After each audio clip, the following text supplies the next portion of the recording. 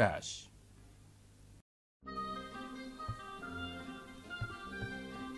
Hola chiquillos, ¿cómo están? Bienvenidos a este pequeño viaje en el cual vamos a aprender qué es el pensamiento mágico. Todos hemos escuchado hablar acerca de esto. Pensamiento mágico.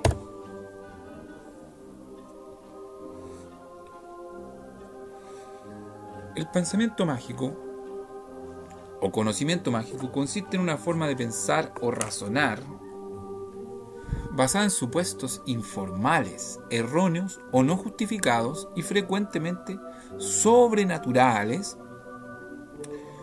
Aquí entraría el caso de Dios, por ejemplo, un ente sobrenatural que genera opiniones o ideas carentes de fundamentación empírica robusta. En otras palabras, el pensamiento mágico se explica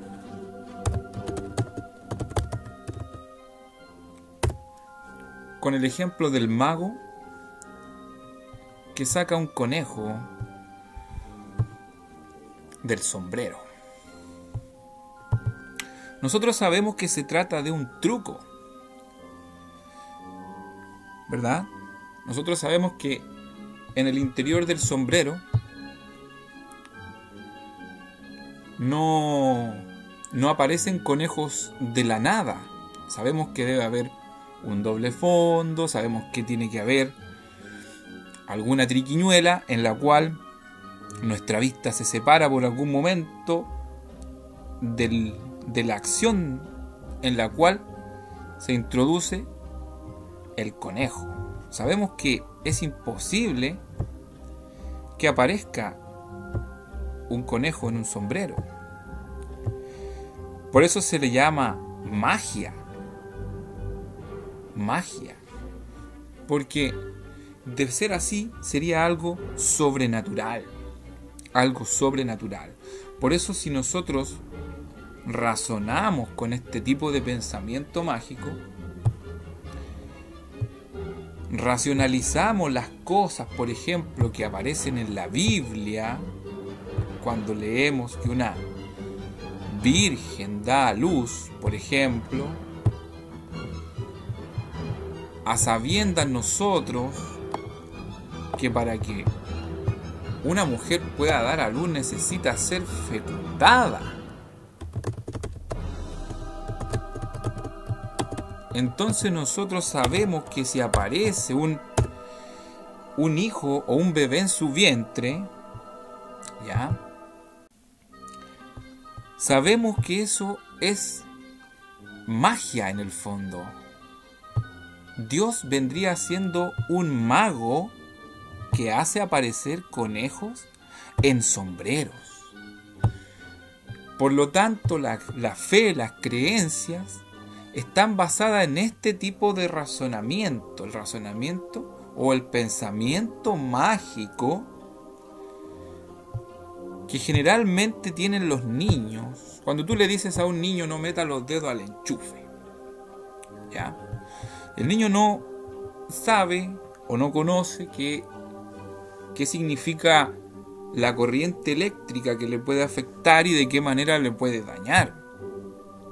Por lo tanto, el papá le puede inventar un cuento y decirle, por ejemplo, si el niño tiene miedo a las hormigas o a las avispas, abejas, le puede decir que en ese hoyito ahí hay avispas o abejas y que por eso no es bueno que él meta los dedos. El niño va a creer la historia del papá porque es una figura de autoridad, primero, y segundo, porque el niño no tiene las herramientas mentales para poner en duda, ¿cierto?, la afirmación que está procesando su mente. Por lo tanto, este pensamiento mágico se queda pegado en estas personas y puede perjudicarlos ya de adultos, precisamente por el tema de la fe, de cómo estas presuntas actuaciones divinas, a pesar de violar todas las leyes naturales y de planteársenos como pura magia,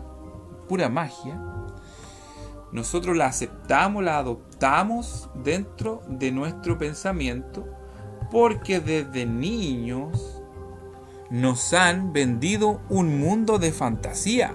A los niños se les cuenta, por ejemplo, el cuento de la Caperucita Roja, que va por el bosque, que aparece el lobo y habla con ella. Posteriormente el lobo engulle a la Caperucita y a la abuelita, y después aparece el cazador y mágicamente saca a la Caperucita y a la abuelita del intestino del lobo sin daño alguno, y todos terminan cantando Cumbayá frente a la fogata. Entonces ese tipo de historias tú le puedes contar al niño. La historia de Santa Claus, por ejemplo, también pensamiento mágico. Ahí le puedes contar tú que en el Polo Norte vive un señor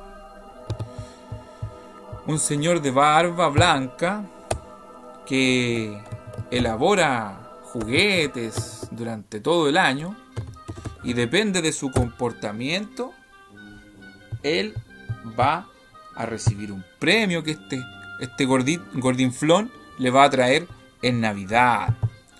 Y le puedes contar que allá en el Polo Norte está la fábrica y hay puro enanito, y él vuela la noche de Navidad con un carro mágico con muchos renos que vuelan a su vez por un polvillo mágico que se le echa en la comida, y así un montón de historias. Y el niño te las va a creer y se va a tratar de portar bien durante el año. Eso es pensamiento mágico.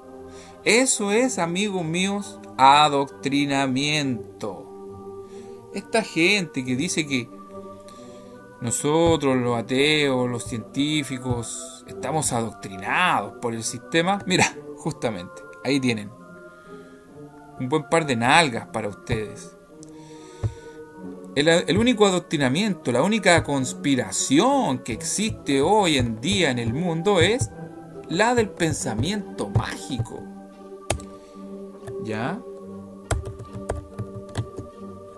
Que te inculca estas historias mágicas, y ya cuando más grandecito te meten, ¿cierto?, la historia de Jesús, ahora en Semana Santa. Ahí tenemos nuevamente el pensamiento mágico. ¿Ah? El pensamiento mágico. Mágicamente este hombre vuelve a la vida, ¿no? Vuelve a la vida de manera mágica y se levanta de entre los muertos, lo que sí nunca más se le volvió a ver, ¿ya?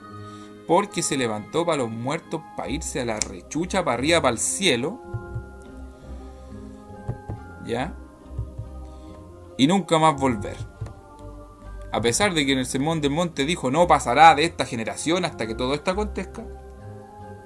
Y ahí el pensamiento mágico nos cuenta el cuento de que en el cielo está él, ¿verdad? En el cielo, allá hay mansiones en el cielo, mansiones de oro, y allá vamos a andar con una arpa, ¿ya? Allá vamos a andar con una arpa en el cielo, en las mansiones de oro. Aquí están, ¿ven? En las mansiones de oro que Dios ha preparado para los fieles, ya, para los que entreguen el diezmo a la iglesia, para los que entreguen su vida a propagar este mensaje para que otros entreguen diezmos y ofrendas a las iglesias, ya, y pongan su confianza en la iglesia. Lo mismo que Santa Claus, por medio del miedo. Si tú no te portas bien, tú no vas a irte a estas mansiones. Si tú te portas mal, te vas a ir al infierno, un lugar de tormento, de dolor, de sufrimiento, donde vas a estar por toda la eternidad. Pensamiento mágico, ¿ya? ¿Dónde está el cielo? ¿Dónde está el infierno? ¿Dónde está Dios en este minuto? ¿Y qué chucha está haciendo Jesús en estos 2000 años? Anda tú a saber. Eso es todo parte de la magia. De sacar este conejito de este sombrerito. ¡Oh!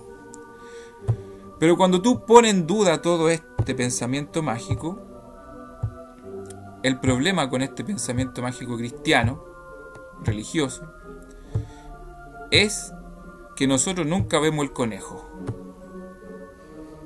Porque nunca vas a ver a Dios, nunca vas a escuchar a Dios, nunca vas a ver una respuesta real de Dios, como en las páginas de la Biblia. No, eso no lo ves en la realidad. Tampoco vas a poder ver el cielo o el infierno para poder contarnos si es real. Solamente eso lo puedes ver en la vida eterna, ya, en la vida eterna. Tú vas a estar por la eternidad chupándole los huevos a Dios, por toda la eternidad. Y como Dios es eterno, si se aburre de que le chupes los huevos, no va a poder eliminarse con una pistola calibre 45 que saque así, tronando los dedos y disparándose. No, él no puede eliminarse, no puede suicidarse. No está dentro de su poder el suicidarse, el quitarse la vida. ¿Por qué? Porque Dios es eterno. Pero como no está en su poder quitarse la vida, fíjate tú, si Dios es eterno, ya no puede ser todopoderoso, porque hay algo que no puede hacer y es precisamente dejar de ser eterno. El pensamiento mágico se elimina con un simple razonamiento. Dice acá, si pudieras razonar con la gente religiosa, no habría gente religiosa. O sea, con pensamiento, no mágico, sino racional. Con pensamiento racional. Se elimina el pensamiento mágico, ¿ya? Como lo hemos dicho en algunos videos por ahí. ¿Cómo luchas contra una idea? Con otra idea, ¿verdad? Con otra idea. Con pensamiento racional. Dice, un Dios omnipotente decide no usar su poder para perdonar a la humanidad, sino que implanta una solución que incluye embarazar a una adolescente para darse a luz a sí mismo con el propósito de ser asesinado para salvar a la humanidad de un infierno que él mismo creó. Entonces decide comunicar este plan a través de relatos conflictivos, escritos décadas después por autores anónimos y subjetivamente transmitida por traductores errantes que no pueden ponerse de acuerdo con la traducción de Virgen. Piénsalo. Si tú sometes la idea religiosa a un crudo análisis racional, te vas a dar cuenta de los hechos del caso en cuestión. Vas a llegar a lo mismo que conversábamos hace unos momentos y que Epicuro por allá ya se lo había planteado, imagínate, 270 años antes de que la existencia de Cristo, 250 años antes de Cristo, 250 años antes de Cristo vivió Epicuro. Imagínate, él ya había destapado la olla, como se dice, el pensamiento racional ya había procurado respuesta al ser humano desde ese entonces ya. ¿Está dispuesto Dios a prevenir la maldad, pero no puede? Entonces no es omnipotente. Puede hacerlo, pero no está dispuesto, entonces es malévolo. Es capaz y además está dispuesto. Entonces, ¿de dónde proviene la maldad? No es capaz ni está dispuesto, entonces, ¿por qué llamarlo Dios? En otras palabras, y para hacérselo más fácil, porque yo sé que mucha gente de la Tierra plana, por ejemplo, ven estos videos que son un poco limitados su mente, su mentalidad, su pensamiento. Para ponérselo más fácil, ¿ya? ¿Por qué existe Dios y de ese Dios que es perfecto puede salir algo imperfecto? Si Dios es perfecto. Dicho de otra forma, ¿cómo puede salir algo malo de Dios si Dios es perfecto? Pero vemos que hay maldad. Por lo tanto, Dios inmediatamente pierde esa categoría. Como dice Epicuro, no es capaz ni está dispuesto, entonces, ¿por qué llamarlo Dios? Si cualquier ser humano es capaz de reaccionar ante una violación, por ejemplo, de una niña, o de tu propio hijo, o de tu propia hija que esté siendo violada por un criminal, y nosotros tenemos el poder, en ese minuto sacamos un arma, o tenemos el poder de impedir haciendo una llamada telefónica a la policía, y nosotros no lo hacemos, teniendo nosotros el poder para hacerlo. Imagínense Dios siendo todopoderoso, y no ejercer ese poder para evitar sufrimiento, aflicción. Eso es, en la sociedad humana, eso es penado por la ley. Eso es cárcel. Por omisión, ¿cierto? En cualquier trabajo también es cuando tú puedes hacerlo y no lo haces. Del mismo modo, cuando tú te encuentras dinero, pero tú sabes que lo encontraste, también es un delito, se llama hurto de hallazgo. Tú no puedes encontrarte algo porque todas las cosas tienen dueño. ¿Y qué pasa cuando uno se encuentra algo? Debe procurar encontrar ese dueño. Pero es muy común escuchar que las personas se expresen de esa forma y digan: ¡ah, me lo encontré! En el bolsillo de un amigo tal vez te lo encontraste. Del mismo modo, nosotros pensando, ocupando la lógica, el pensamiento racional, desmantelamos la idea de Dios de una forma total. ¿Está dispuesto Dios a impedir el mal, pero no es capaz? Entonces no es omnipotente. Es capaz, pero no está dispuesto, entonces es malévolo. Si a la vez dispuesto y capaz, entonces ¿por qué todavía hay maldad? Evidentemente no está dispuesto ni es capaz. Entonces, ¿por qué llamarlo Dios? Directo en la fe.